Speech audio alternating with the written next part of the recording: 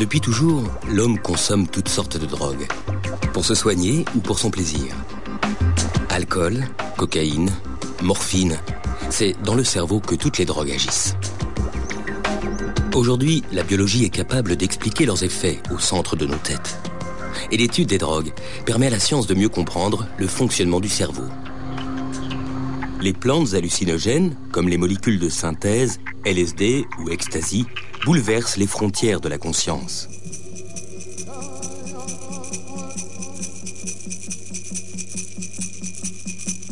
Peyote, champignons, ayahuasca, pour communiquer avec le monde des esprits, sorciers, guérisseurs et chamans ont toujours utilisé des plantes hallucinogènes.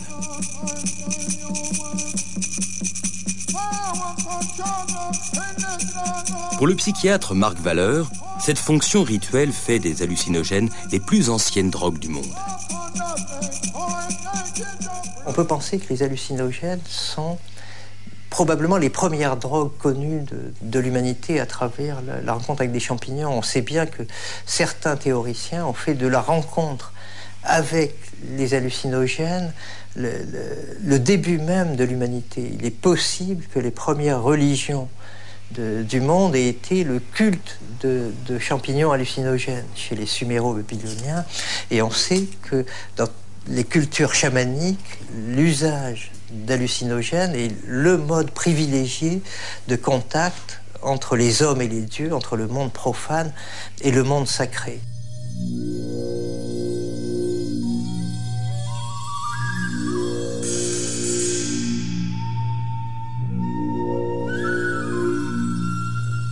Dans l'Europe médiévale, guérisseurs et sorcières se servent de datura, de belladone ou de jusquiam. Des plantes dont les effets hallucinogènes sont à l'origine des récits de sabbat et de vols de sorcières en balai. Pour l'Église, des manifestations diaboliques. Les expérimentateurs d'hallucinogènes peuvent être des expérimentateurs répétés. Il y a des gens qui aiment l'expérience hallucinogène, qui aiment même les sentiments de dépersonnalisation, qui aiment ce sentiment de voyage. Au XXe siècle, écrivains et artistes redécouvrent les hallucinogènes. Antonin Artaud est initié au cactus sacré, le peyote, par des Indiens du Mexique. Le poète Henri Michaud, grand expérimentateur de ces drogues, tente de mettre en image ces visions sous mescaline, le principe actif du peyote. Lorsqu'on me proposa de faire un film sur les visions mescaliniennes, je déclarais et répétais, et le répète encore, que c'est entreprendre l'impossible. Quoi qu'on fasse, cette drogue est au-delà. Je dirais encore de ces images, et d'avance, qu'elles sont insuffisantes. Elles devraient être plus éblouissantes, plus instables, plus subtiles, plus labiles, plus insaisissables, plus oscillantes, plus tremblantes, plus martyrisantes, plus fourmillantes, infiniment plus chargées, plus intensément belles, plus affreusement colorées, plus agressives, plus idiotes, plus étranges. Quant à la vitesse, elle est telle que toutes les séquences réunies devraient tenir en 50 secondes. Sans les rats et les souris, jamais l'action des drogues n'aurait pu être étudiée.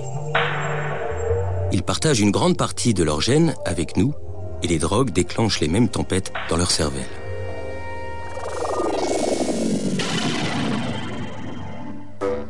En fait, l'humanité tout entière a une dette morale envers ces petites bêtes. On peut droguer les rats, manipuler leurs gènes, et même les découper en morceaux.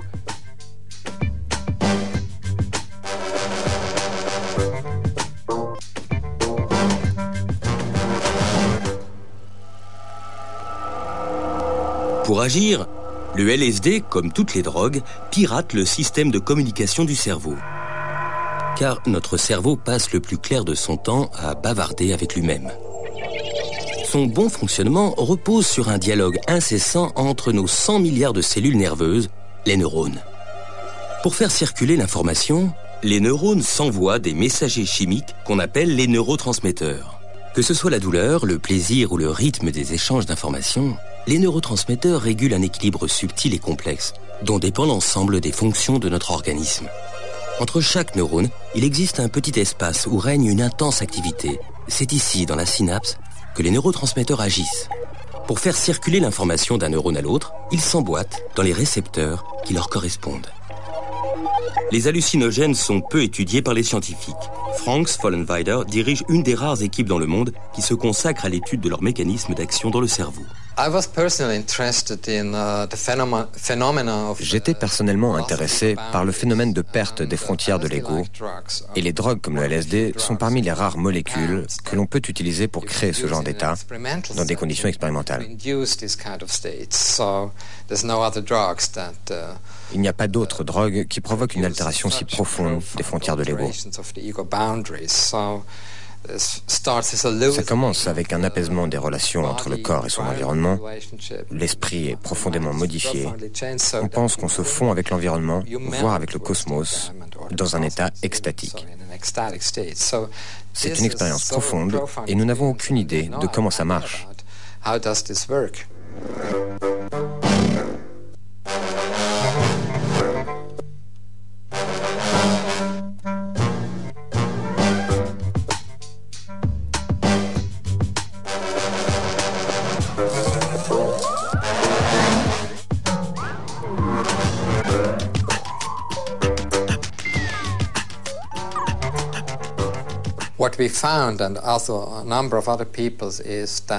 Ce que nous avons donc découvert, c'est que cette perte des frontières de l'ego est peut-être ce qu'il y a de plus important dans les hallucinations que certaines personnes ont avec ces drogues.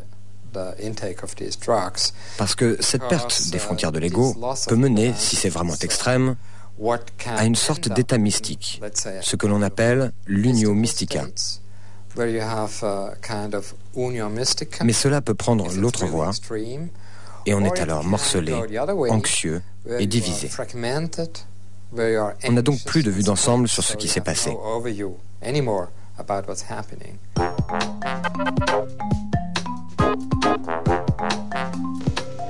La presse entière s'est emparée du plus mystérieux et du plus tragique fait divers de ces dernières années, l'affaire du pain qui rend fou.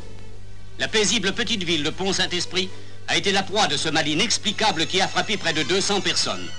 Des crises de folie hallucinatoires dues à la présence dans le pain de l'ergotine, le poison des céréales, ont fait plusieurs morts.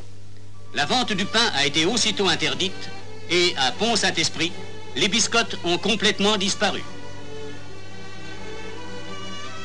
Le passage de ces corbillards devant une boulangerie close, c'est ce que la justice reprochera à un minotier qui avait trop aimé l'argent. Cette ville française doit son intoxication à l'ergot de seigle. C'est en étudiant les dérivés de ce parasite des céréales que le chimiste suisse Albert Hofmann, à la recherche d'un remède contre la migraine, invente en 1943 une drogue qui va bouleverser toute une génération, l'acide lysergique diéthylamide, plus connu sous le nom de LSD.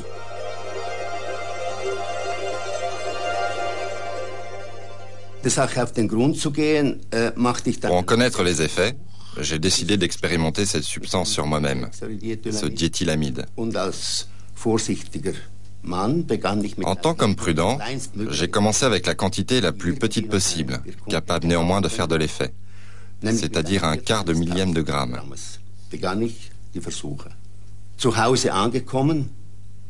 Arrivé chez moi, je me suis retrouvé dans un état psychique extrêmement bizarre. Mon environnement était tellement étrange que j'ai cru devenir fou.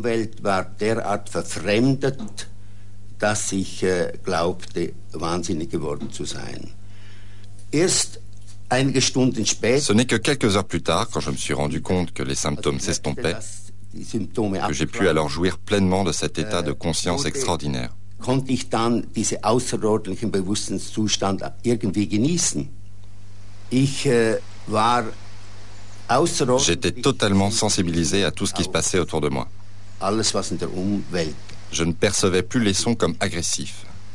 Au contraire, ils étaient magnifiques, beaux et profonds. Les couleurs aussi étaient devenues agréables. Toute l'atmosphère devenait positive. Quelque part, le monde était devenu merveilleux. Peu avant, il avait été diabolisé, pour ainsi dire. Mais à présent, je me trouvais dans un univers magique. Après la Deuxième Guerre mondiale, la CIA s'empare du LSD et le teste comme sérum de vérité.